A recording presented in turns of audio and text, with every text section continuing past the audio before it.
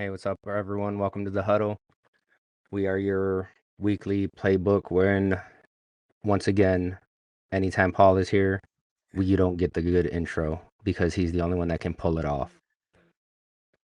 He's so excited to deliver the intro. It's his own little brainchild. That's why. It is. He worked really hard on that intro, and he like previewed it to us like 4 or 5 times before he said it the first time. And then I think he changes it a little bit every week. He did. He said that he practiced it in his reflection, not just the mirror, but anytime he seen his reflection somewhere, he would stop and practice it. So we're on the blue collar cruise number 8 now. I missed the last one, I think. So I think he missed the last couple. yeah, I've been slacking lately. I missed the last couple episodes even. So Well, welcome back.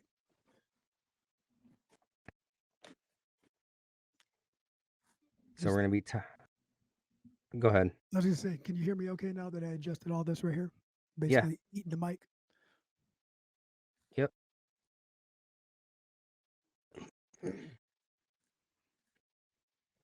So today we are actually going to get into some AI talk because it's one of those biggest, I want to say, things that people really don't understand yet,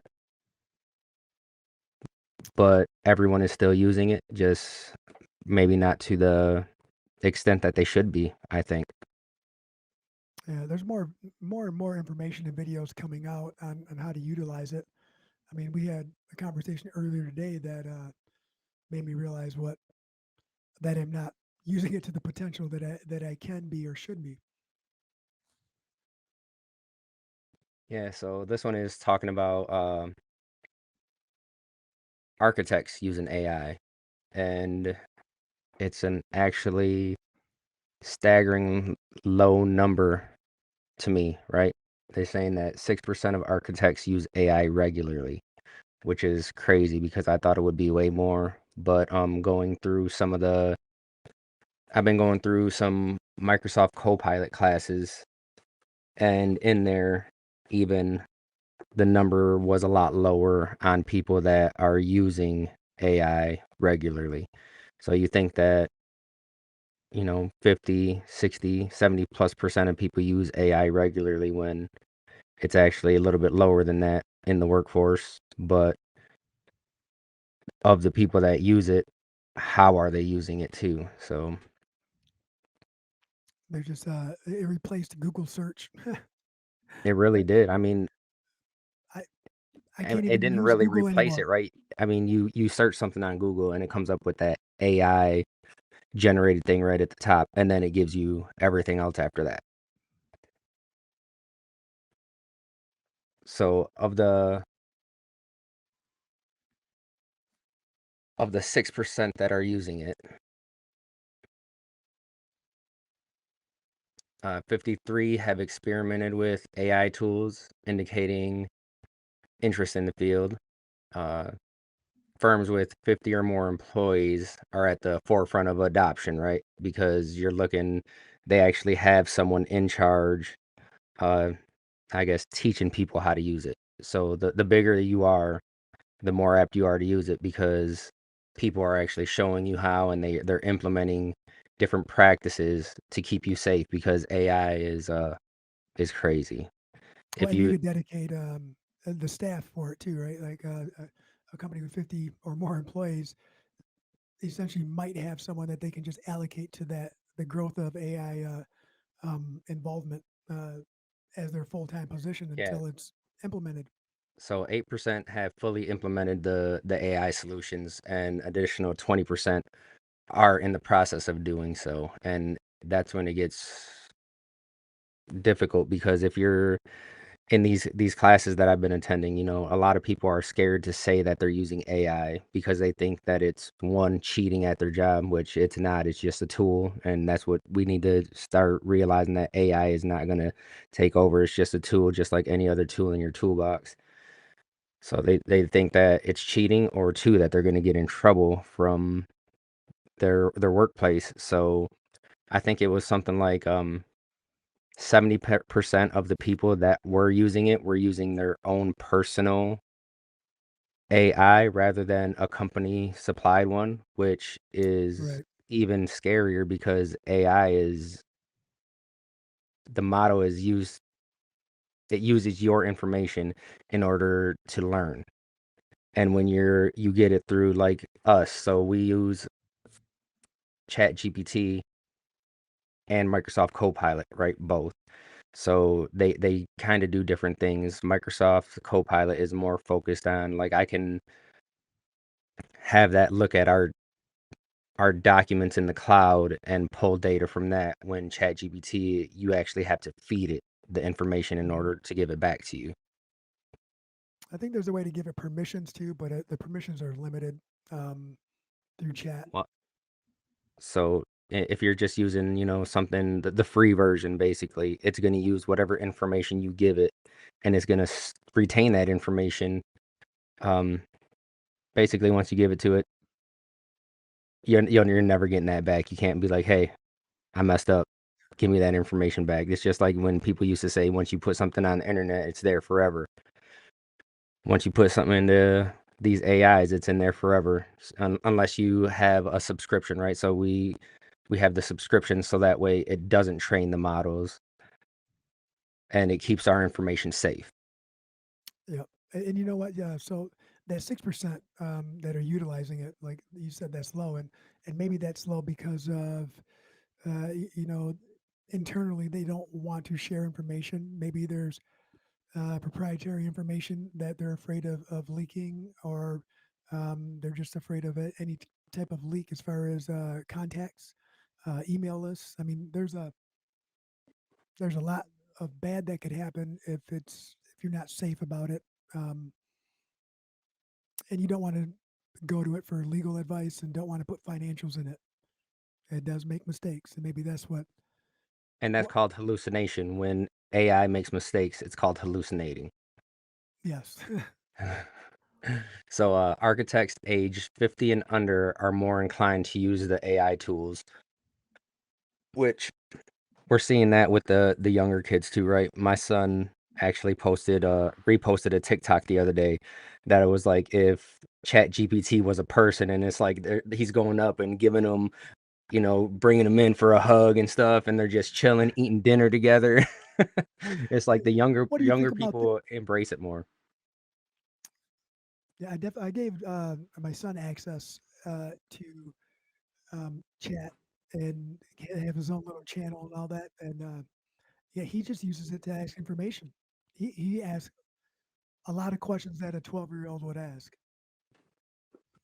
And that's what it's supposed to be used for, right? A tool. Then I think we talked about this one of the last times we talked about AI was them going in there and asking or telling the kids, yes, you need to use this as a tool and not as your own brain, basically. And you ask it, hey, how do I learn about this, rather than just asking it questions and thinking that it's going to give you the right answer. Use it as a tool to learn. Uh, the people between 35 and 50 predominantly use the chat bot, which is just that, asking questions, while people 35 and under are using it for image generation, which I have not been able to get Chat GPT or any other thing to actually generate an image the way that I want to. No, yeah, you got to be very specific and detailed. And yeah, I've messed around with it a little bit, and I think Well, it's just the spelling of the words even. Like I would put like preferred flooring and give me some different logo variations for this, and it never spelled it right, even though you give it the correct spelling. sometimes you got to tell chat that they're not listening; they're being insubordinate, and then he'll apologize. So among the 6% who regularly use AI, 91% engage with chatbots, which is what everyone thinks of, right? You go on there, you type it. 70% employ image generation tools, and 61% utilize grammar support and text analytics, which is Like you said, it's the new Google. You're not going on there and just typing a word, seeing how it's spelled. You're asking an AI how to spell things even. Yeah. Oh, So, where did and that go? there's 90% of architects are expressing apprehension. They don't want to use it because hallucinating the accuracy of the outputs, right? Potential unintended consequences, which are you going to get disciplined by your boss? Are you going to feed this information that is proprietary that's not supposed to be out there and then oops, I I'm on my own account, not the company's account. I just messed up. So one of a while ago it started getting traction, I took one of the education classes that were from the chamber, and that was one of the things that one of the instructors or whoever was leading that had said was that when it came out, some people were putting proprietary information out there that made some of their um, inside documents available to the public, and like with financials and something like Right. And there's a then couple once other someone things. else asks the question, it can refer to that document and be like, Yeah, oh, so Samsung, I believe it was, did that where engineers were putting code in there. And I once you think put that's that in there, I think that's exactly who was used for the example was Samsung. so you just have to be careful. And that leads to the next one, which is security and privacy issues, right? Because all it takes is if you do have both and then you put everything into something that's not secure, that's an issue. And just, I think it's just the older people don't really trust technology, anyways, right? It's like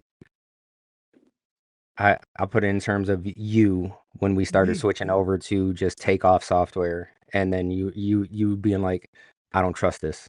I just want to look at a print, and then give me a drafting table and a ruler and some colored pencils. Let me do some work. But yeah, that ship has sailed a long time ago. I'm happy that I know how to do it that way. But I'm more excited about being able to use technology. the authenticity and differentiation between human and AI generated content and the transparency in data storage and usage is what people are worried about. And the AI generated content can be very, very real sometimes. I mean, I've seen videos where the only way you know it's AI generated is because there's a glitch in it, right? A glitch in the matrix. It's just Yeah, that one little thing, but everything else looks totally legit. There's been people on TikTok that have come forward and it's like, guys, I am not this person. This is AI generated, and it looks exactly like the videos that these other people post. So I think that's one of the scary things about it, especially now. It's how can you tell? well, and a lot of subscriptions too, like even like Instagram and um, some of the platforms that they use for shopping. Some of those videos are just straight AI, and they're coming out and saying that they've been using AI to generate videos, um, videos to attract more people by cleaning up whatever raw footage they have. And yeah, it does what you tell it to do, and it learns what you allow it to learn. Um, a lot faster than any person, a lot faster than anything you've ever seen. So, a survey indicated that 74% of architecture, engineering, and construction firms are integrating AI in various project phases, particularly in design. That's 48%. That's them using it as a tool, getting ideas because where do these things come from? And they got to come from somewhere. And if you can use it as an idea generator, that's particularly helpful. I mean, just think of it in terms of writing. If you're writing an article and you don't know how to begin, hey, this is the article that I'm writing. This is what I wanted to talk about. Can you help me out a little bit? And 48% was design, and then planning is 42%. So There's a lot, guys. There's a lot for AI.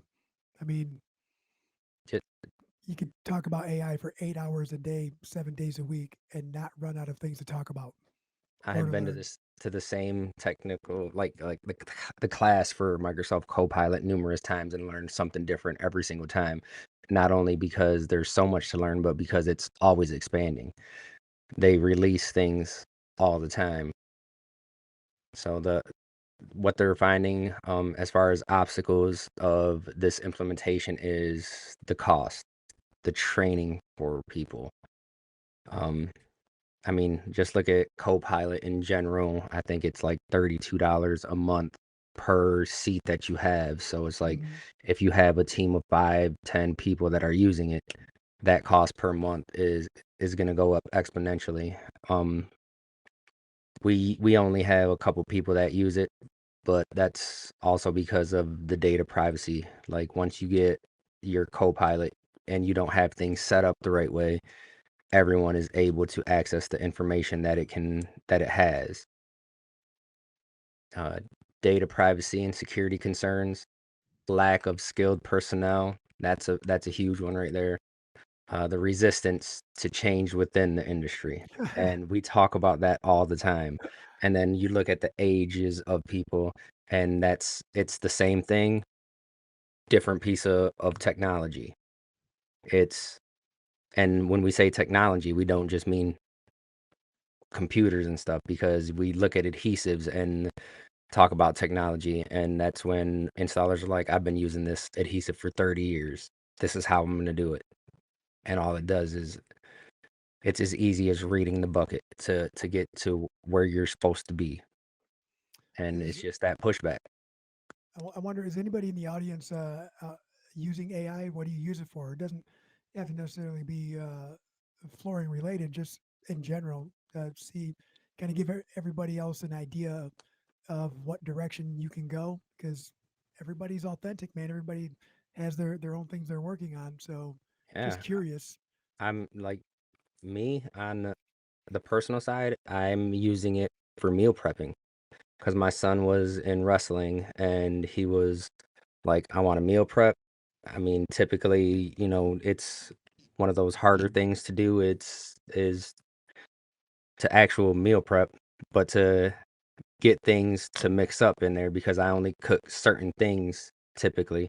So I went in there and I asked AI, me and my son are meal prepping. He wants to either cut weight, maintain weight, give me some ideas using these ingredients. This is what we like, and this is like you said, the more information you give it, the better off your results are going to be. And that's what I did, and it's been, I mean, we meal prepped for a while and got to get back on it. We just got back from Vegas last night, so we did not do any meal prep in there. Yeah, I'm using it for everything. Like I got so many different folders. I problem is I have a lot of different ideas, so I try to keep track of ideas in there, using it to organize thoughts, organize direction of some of the ideas.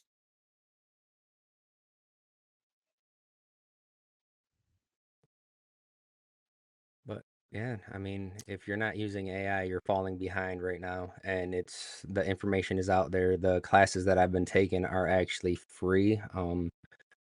What is the app that I use? I'll let you guys know so that way you guys can look it up and start using it too. It's an app called Meetup, and in this app, I just Oh, searched I for just like, downloaded that one. did you? It's I just searched for like Microsoft Copilot or I'm part of like a Microsoft 365 user group because that's the technology that we use in here, and they have meetups and regular Yep, yep. classes that you can go to at no cost. And that's how I found it. Looking for groups. Matter of fact, AI told me about Meetup. Oh, if you're looking for specific groups, download this app. So definitely get on that app and see what classes they got for you. So What else we got for today? I know we spent a lot of time on that, and it kind of spun off from the architect used to everyday use. Um,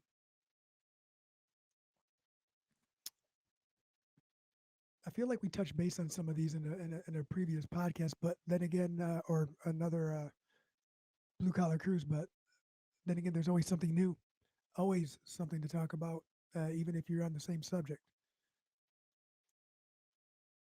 So we can talk about this StarNet thing that's going on. So Yeah, just go ahead and it's read the from. actual CRE Fear and Greed Index, and we're gonna all learn what this means together. I'm actually gonna be pulling it up here in a second. I'm gonna put it on the screen. I think it's like a PowerPoint presentation that they had on there. Yep. And Daniel's going to read because his voice just carries way better on that. I was went back and listened to a previous episode, and And you uh, can't even hear yourself. it sounded like I was in the background somewhere trying to whisper in someone's ear. You see, Nate Hall said he prefers actual intelligence. You I don't go, even use a laser measure. You are holding yourself back, my friend. hey, but to each their own, right? It works for you, and you're able to make it work day to day. I get it. Um, I won't ever just go back to just using a tape measure only. I use both. So the NF this is from Floor Covering Weekly. It says a recent report from the National Retail Federation and Hackett Associates indicates that import volumes. Am I reading the wrong one? No. U.S. container ports. I am reading the wrong one.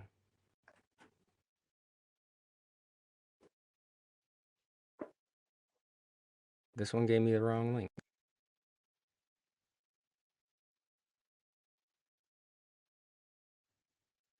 Anyways, we'll continue.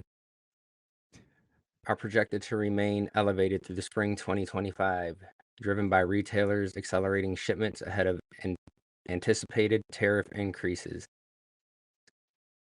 So I think this just ties into that index that I was talking about.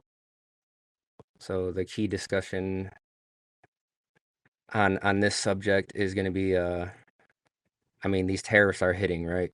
It if you're a retailer or on the sales side of things, you're going to be getting these letters probably on a daily basis to where they don't even know when these tariffs are going to take effect and how much they are. So, I mean, I think we just got one yesterday for like a 14%, and it's still uncertain that if it's going to be that 14% or if it's going to be more.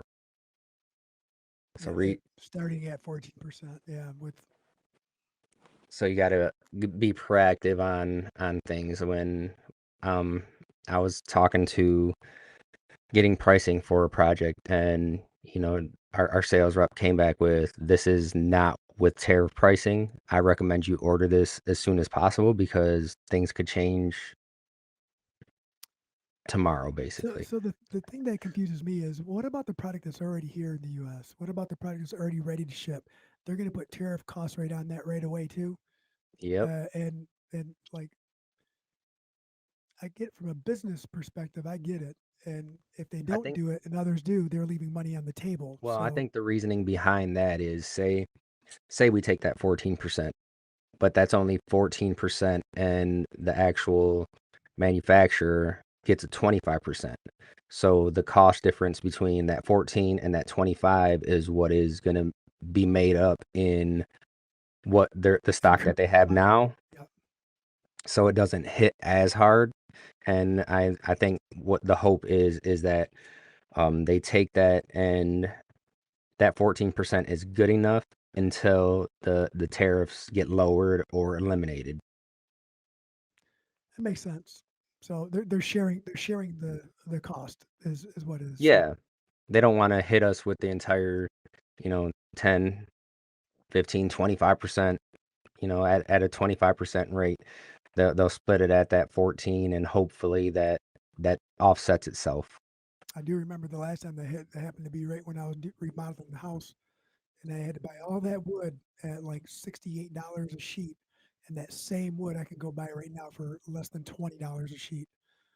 And that's what I've been telling people, right? They've been asking about how the tariffs have affected us, and I'm like, man, it's the crazy thing is that prices just went down like 6 months ago from last time, and now it's doing it all over again.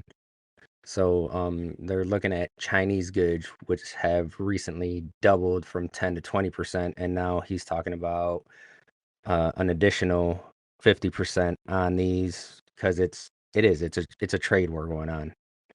Well, What's if we say we're going to do something, they're going to retaliate. If they say they're going to do something, we're going to retaliate. yeah. Hopefully it works out the way it's planned in the end, where it gets everybody at the same table to figure it out.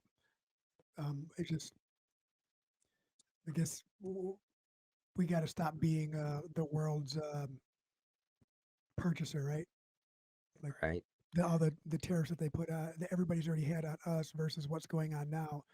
Just trying to equal it out, and it'd be nice to have it equaled out because I didn't even realize some of those metrics up until the last year or two on some of that, and it's just like we are just like all the other countries look at us as just a straight consuming country, and they've been able to get away with it for a long time, and I guess we'll see what happens. Hopefully, it's all for the good. So Jesus says he needs help getting contract material. He has a bank, so he can get material, but how does he get accounts from like the Mohawks and Shaws, or is it just for GC? Technically, GC shouldn't have accounts, really. It should Yeah, be flooring contractors. And then he says that he's having issues getting material from Karistan. And that right there is a I guess you got to look at each manufacturer and know that they have different sections of their business. So Mohawk and Shaw both have like Mohawk has the Mohawk Group, Mohawk Floors. One's residential, one's commercial. yep. Shaw has Shaw Floors, Shaw Contract. And then after that, you also have um what are they like even Shaw has their turf line Oh, and and their builder line too, right? Like the products that are specific for builders, like I would say corporate structured contracts, stuff like that. When they're selling in volume, but it um, depends on what you need. So if you're looking at a Shaw, they can open you up a contract account, but that doesn't necessarily mean that you're going to be able to get on the residential side. That's where a lot of them, even the distributors, are looking for you to carry their displays. If you're not yep. a displaying, retailer, you're not going to be able to get your hands on some of this product. So it's Well, all in who your rep is and what you can do personally in that relationship. Maybe it's a one-off. Hey, I just need one roll of this, and they may end up doing it for you. But typically, if you're not gonna have their displays, they're not gonna sell to you. and sometimes then when we first started it and we were getting our accounts together, we were told no quite a bit, but it wasn't because we didn't qualify. It was because they didn't want to flood that area or that zone with the same product. You don't want 20 vendors in a 20-mile radius that can all potentially sell the same product, right? You want to try to spread it out so that way, like I said, they're just not flooding their market or their zone per se. Yeah. So I hope we answered your question on that. I would definitely see who the reps are in your area. I think you can go on the websites and search for those or contact them to ask them because each individual area is going to have different sales reps. Yeah. So as far as this, they're talking about imposing fees on ships coming from China. So this is on top of the tariff, 1 million to 1.5 million for each dock. So you're not only looking at a tariff of 50%, you're looking at having to split that cost of just them docking.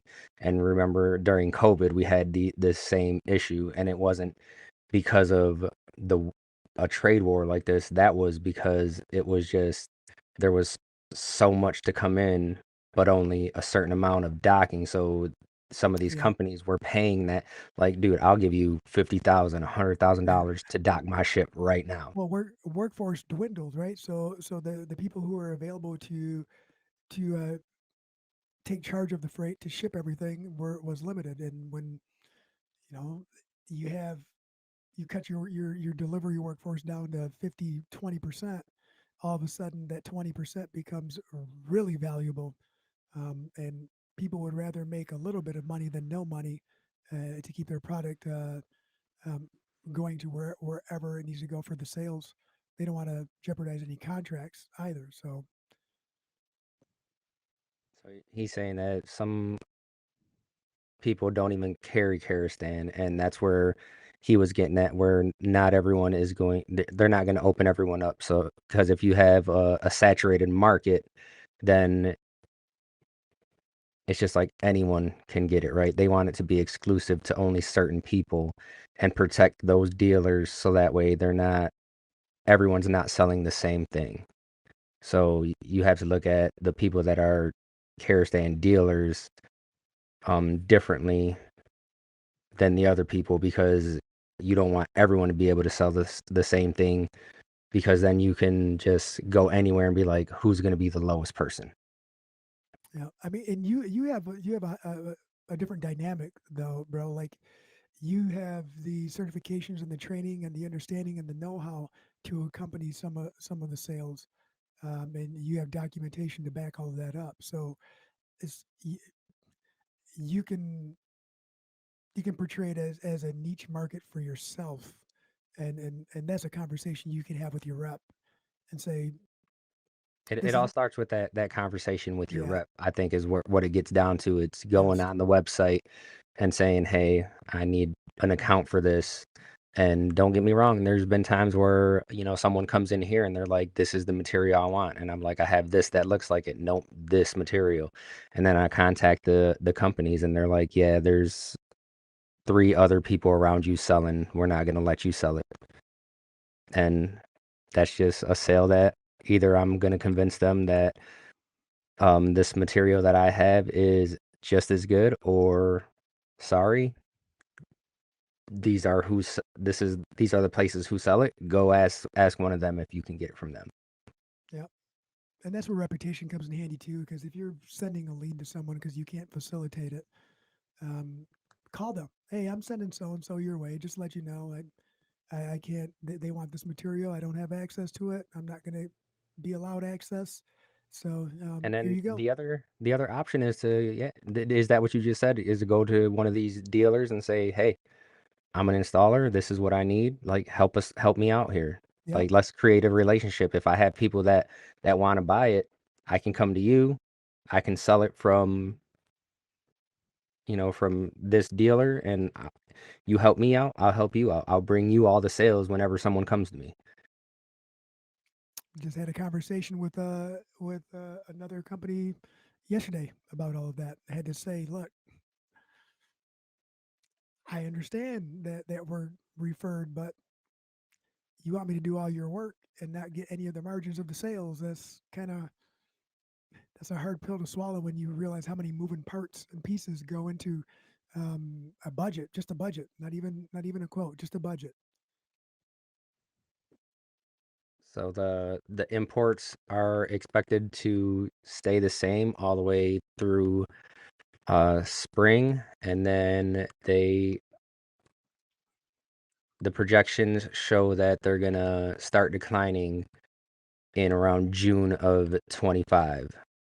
So we should start seeing less imports from at least China starting in 25, and that's across the board, because there was a report yesterday that I was looking at that said, even I want to say it was Apple that is going to stop shipping from China and actually start shipping more from, I don't even remember where else they're shipping from, but they're going to start shipping from, shifting away from China to some one of their other manufacturing plants that they have.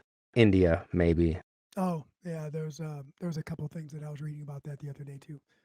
And they're everybody's just going to shift, right? Everybody's going to find a loophole. They're going to move their facilities to another country or update their other facilities that aren't in China just to try to beat the race, I guess, or beat the game. But we'll see how all that goes. And I think that's one of the issues is that the flooring sector is heavily reliant on imports. You're Yeah, thinking any of your plastic flooring, and by that's a lot of flooring. People like to call it LVT, LVP. yeah, and that just happens to be the material and the flooring that is projected to increase and increase over the next few years. Like, Right. So we're looking at supply chain disruptions and cost fluctuations due to tariffs and shipping. And that's a double whammy. If they're going to be charging the tariffs on top of anything that's coming from China, we're going to charge you 1.5 million to dock. mm, mm, mm. So I mean it's not something that we we can control. We just have to roll with it. And I would highly suggest that if you are in sales to put on an escalation clause in There anything you that you're go. sending out. So I wonder how much time is going to be before people start shipping on the black market. Hey, you want to get some of this LVP? I got it on the low low. I got it on a What's that? speedboat coming from Cuba tonight. Yeah, what's that? The Pablo Escobar, right? Everybody's going to start finding their own private people to kind of fly under the radar and bring materials in. It's It, funny to think about it like that, but dude, that's not really that far fetched. So no, I mean, like I said, man, it's there's nothing we can do about it. We just have to roll with the punches. Make sure you have an escalation clause in there, and make sure you communicate that with everyone that you're working with because we're all in construction. We're all under the same thing, man. Everyone is dealing with it. It's not just flooring. I have also, talked to people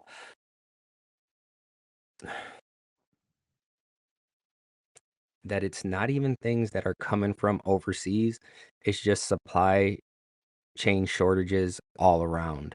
Because even one of the big name manufacturers that does a lot of bass and transitions, I'm looking at, uh, man, I have been waiting for stuff that was supposed to be here a month ago, and they are telling me, yes, we still have no date for you. And it's like, what am I going to do now? yeah, and that is yeah, that's a whole nother story, to be honest.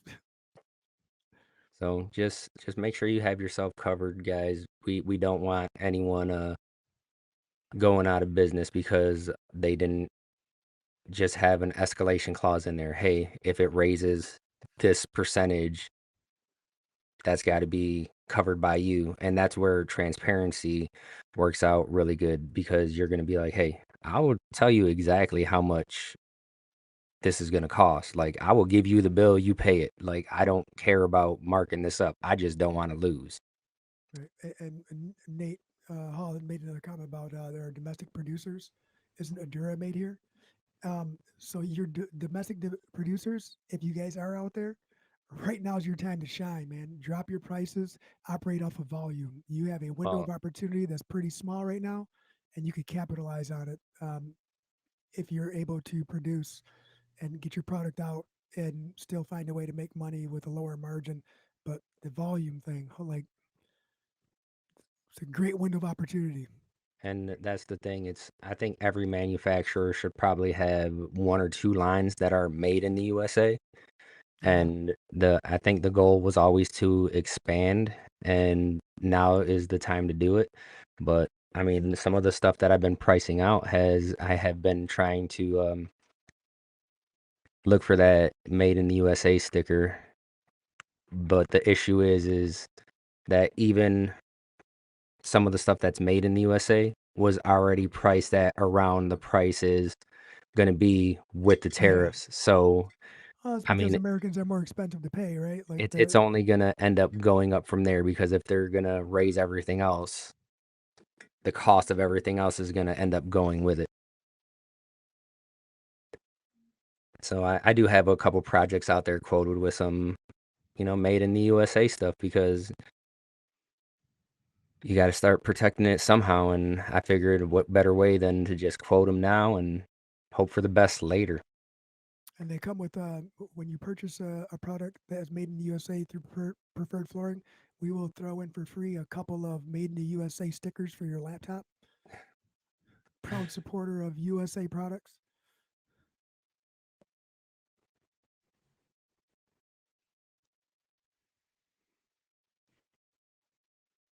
What else we got? Do you have any So, more to add to any of that, Daniel? well, I was looking and that was just out of order. So that CRE daily, the fear and greed index is what we were talking about before I went into that other one, which worked out great because that was some good conversation, I think.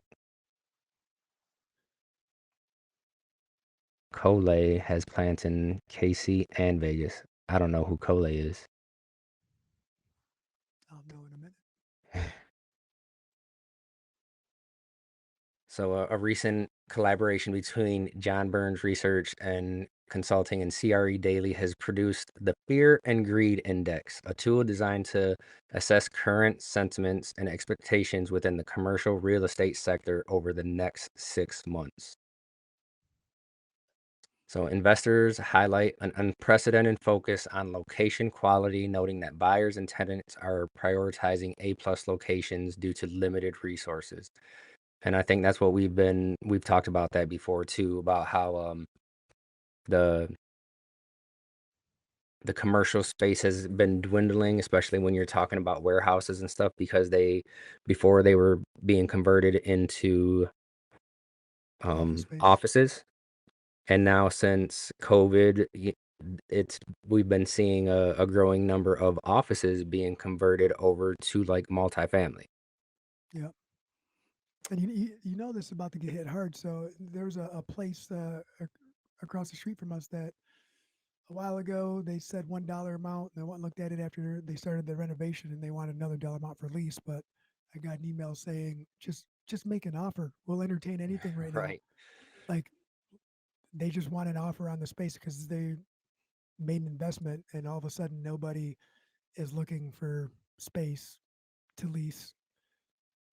They literally just said, just make an offer. We won't be offended. I promise.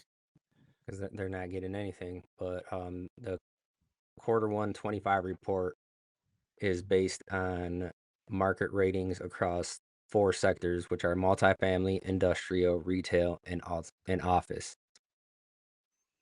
which is pretty all encompassing when we're talking about it. Oh, he gave a link for the Yeah, I Collet found it. flooring. I Okay, found it. We'll just skip back to that. It says Coley Manufacturing LLC is a Las Vegas 100% USA made SPC manufacturing facility. So, and then 100%. yeah, Nice. so I might have to check into them. That's see, look at that. Look at that insight right there. That's something we just learned today. Right, and I've been at Novalis.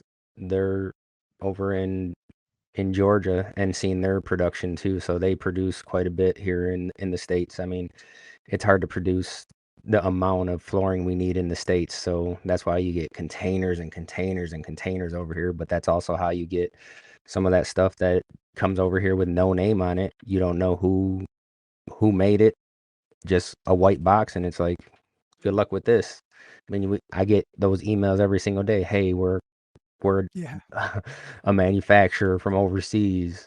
Buy an entire shipping container full of this stuff. I 100% read those emails with an accent.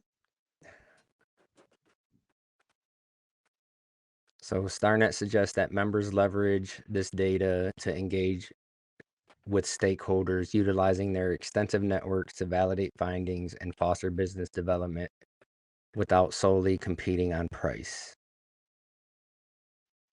That sounds easier said than done.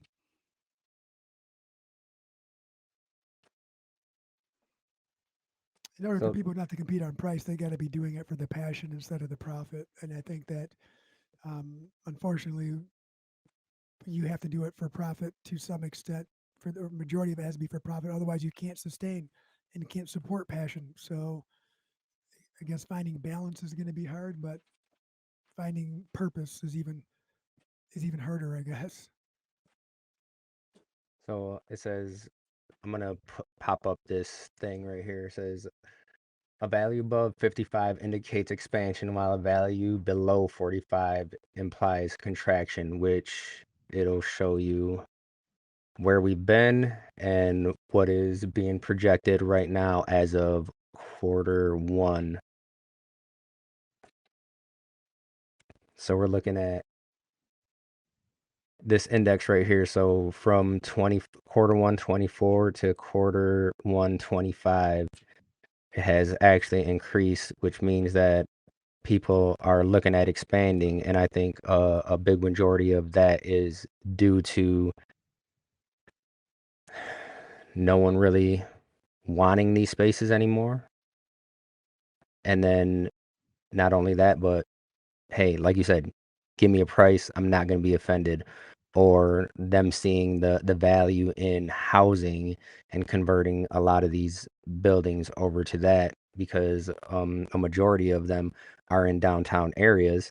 So why not convert them when Right. that's where a majority of people want to be anyways? I So almost feel like the next industrial revolution is in the U.S. is about to come.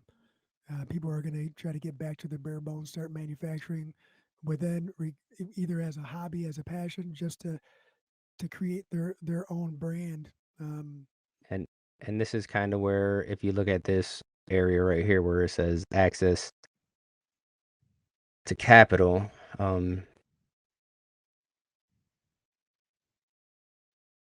I think it's going to be harder for the regular person to access capital to invest in things like this, and it's going to be the people that everyone loves, all these in private equity is going to come in and start purchasing up a lot of stuff. yeah, that's already been happening for a while. I think the foresight's been there to the people who are at the top of that food chain. They already see it. So industrial and multifamily real estate are the strongest sectors, and that's crazy because we don't see a lot of the industrial. I mean, there is still quite a bit of industrial going up. It's just I don't understand why a lot of it isn't. A lot of new stuff is coming up, but a lot of the stuff that's been around for a while, people aren't wanting to lease for some reason. Well, you're leasing somebody else's problems. I think a lot of a lot of places that you have to lease are outdated as far as their features, right? So, and it's not as cost effective as it used to be to lease and renovate as it is to just get some land and build from scratch. You know, if you're looking at even a 15% cost difference to customize versus renovate, you know, people would rather invest that 15% in getting exactly what they want instead of changing what they don't like. Right? You can see right here where it's saying that office is steadily shrinking, and that's probably half the reason why some of these people are trying to do, 100% back to the office, trying to save this retail or this real estate market from itself right now. I mean, even I think Tanya goes into the office 1 day a week right now, and that's it. They've already closed one of the buildings down where she works. It's just all empty, and they've consolidated all into one building.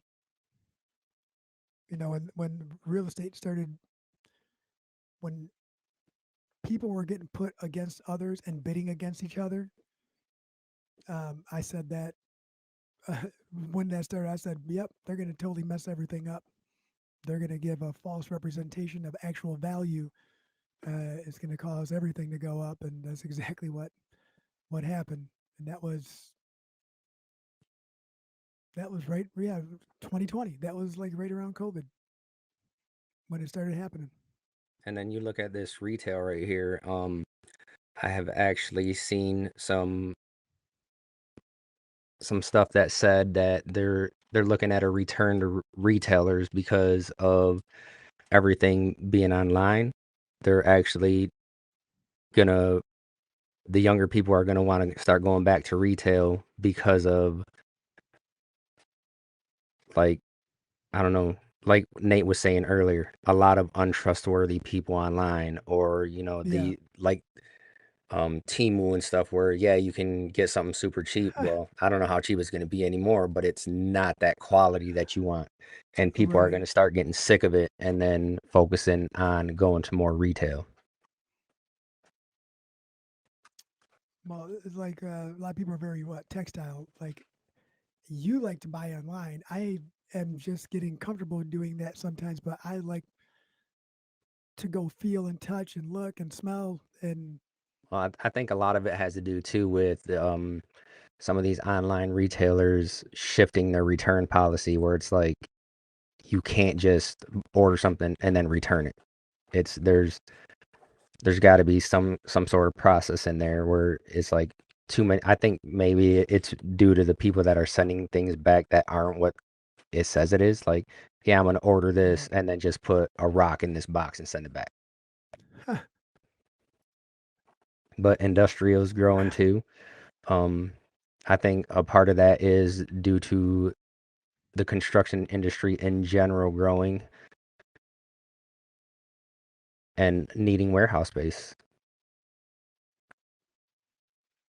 Construction is growing in terms of what the need for it. So people still want to build, but the labor force is dwindling. But You still what? need somewhere to store all your materials. Yeah, That says for flooring in particular, it is very much a tactile experience involved. What is the first thing you do when you look at a new collection of something? You have to touch it, right? hmm yeah, I did Uh, 100%. And Same thing just with tools. so we did what is it, a pastry restaurant a few years ago, and I did provide them physical samples, but after a while they were like, this texture is just holding the flowers and stuff in it, and it's really hard to clean. So I think that's where you're looking at, people want to touch it and feel it rather than just seeing a picture and looking at the color like, oh, I love that color. Well, what's it feel like? Is it gonna provide me the, I don't know, the smoothness that I need in order to be cleanable?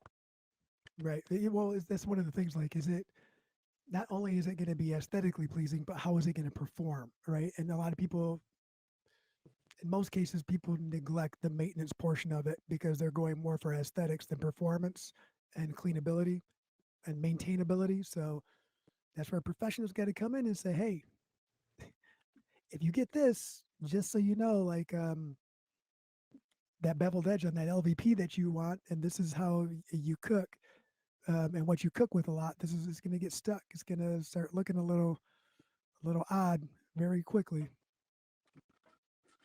So when you're looking at this, right, and looking at it in terms of what's it going to do to affect the flooring industry, you're looking at multifamily, man, and it's something that we haven't done too much of, but the people that do multifamily do end up making quite a bit of money. The thing is that when you're looking at it, it's not a huge money maker per se for the installation side, because Right. it's typically a race to the bottom on the install rates, because they're looking at it like, let's turn this over as fast as we can. Don't care what the prep looks like. They're not looking at any of that. They're just like, put it in and get out. And get out. Let's get people in these units is really, yeah. And that's because, that multifamily, they're not. they're not necessarily going to last forever anyways, right? Let's get people in them, start making money so that way we have enough in pocket. And I don't care if we're going to have to replace it after this tenant because we're just going to put some more inexpensive stuff in there with some inexpensive labor. And all it does is have to last that next tenant. Yep, it's gotta last a year, right?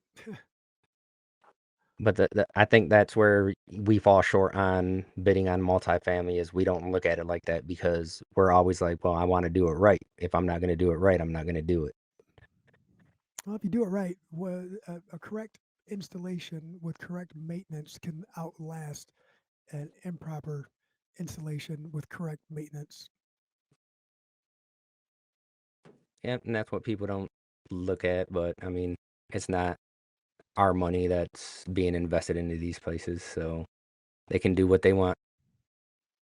It's only our money if it fails. So they're looking at office falling,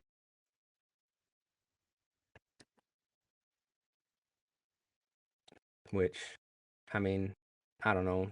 Even I think um Chase Bank said that they were going to do 100% return to the office, and then they got a new CEO, and the new CEO was like, "Yeah, we're not going to do that."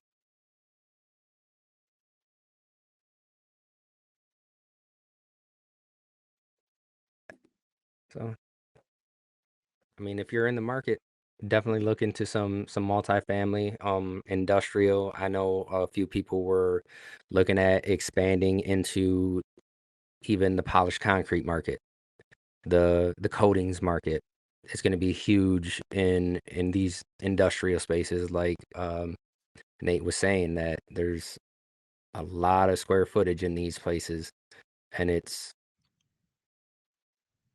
a majority of it that I've seen has been all polished concrete Yeah, there's a lot. There is a lot of it, and because it lasts, right? They're going to polish it. They have to maintain it. It's easier. There's no adhesives. There's not a lot of moving parts to the polished concrete if the system is done properly. and it's been a growing market for so many years. We've lost, I mean, just look at grocery stores have been switching over to polished concrete for years, and then it's just not until recently where you go in there and it's like, oh, now they're kind of switching back. But how long is that going to last too? I mean, no one is really going back to VCT unless they've had it in there already for years. Yeah, you got to be. That's I would say the older generations, um, because that's what they know. Just like the word linoleum is thrown around for For any sheet kind of vinyl, resilient. Yeah, it's the linoleum tile that clicks together. 64% of commercial real estate investors are holding tight in the first quarter. That means they're holding on to their money right now and they're going to getting ready to invest here coming up pretty soon. Yeah, because what happens when you don't spend money? If you're not buying, then the prices aren't going to go up. They're going to go down because people need to sell. And once they go down, that's going to be attack mode.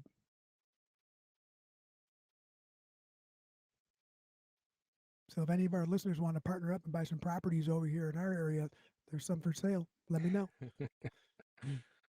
I was already talking to someone about that last week. Like it's going to be about that time to where we got to start pulling some money together and become your own private equity. Yep.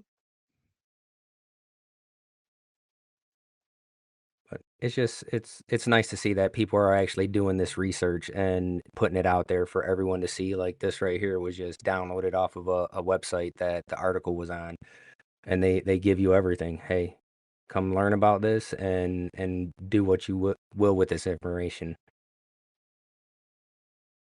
Look at those interest rates. I think that's really what people are looking for right now is let's see these interest rates go down, and then you're going to see a bunch of people buying stuff up Right. And if they don't go down, like the value or the cost of the property will stay a little bit lower. But once interest rates go down, the price is going to go back up, kind of offset that or balance that, I would say. Um, I almost, man, there's just so many opportunities on buildings that need a little. When I say a little bit of love, they need a lot of love, but with the right kind of love, you can double the value over by us anyway. But you know me, I always have a million ideas, but only one good one out of every million. But the information's there, guys. Make sure you look at stuff like this and then start basing the decisions that you're making in your business on kind of what the experts are saying is going to be happening. Now would probably be a good time to look into a line of credit, or if you were already looking at expanding. Um, it, I don't know if it's necessarily the greatest time for a loan because of the rates are so high, but it's definitely a good time to start getting some liquid in your pocket, so that way when it is time, you're able to capitalize on Mhm. some of this stuff. Even if you're not buying the property, to have that liquid in your pocket in order to purchase goods, in order for when someone else buys these, they're going to be ready to start flipping and getting it ready to lease right away. And there's a lot of different loans and types that you could check into for the financials, depending on how you're classified or want to be classified. Um, Information is at everyone's fingertips. There's no reason for you not to be able to ask a question and then find the right channels to go Right. to. And then being full circle on what we were talking about today, start feeding this stuff into AI and giving it, ideas and how you're gonna utilize this stuff. Hey, this is the information I have. What are your thoughts on it? What should I be doing with this information? What do you see? What are other people saying? I think that's the biggest thing. What are other people that are looking for the Yeah, same information I'm saying, or I'm asking, saying about this? So we'll see what happens, guys.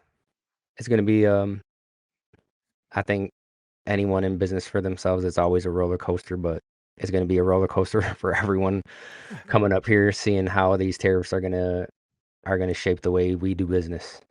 it's always going to be a roller coaster. Just plan on that for the rest of your career.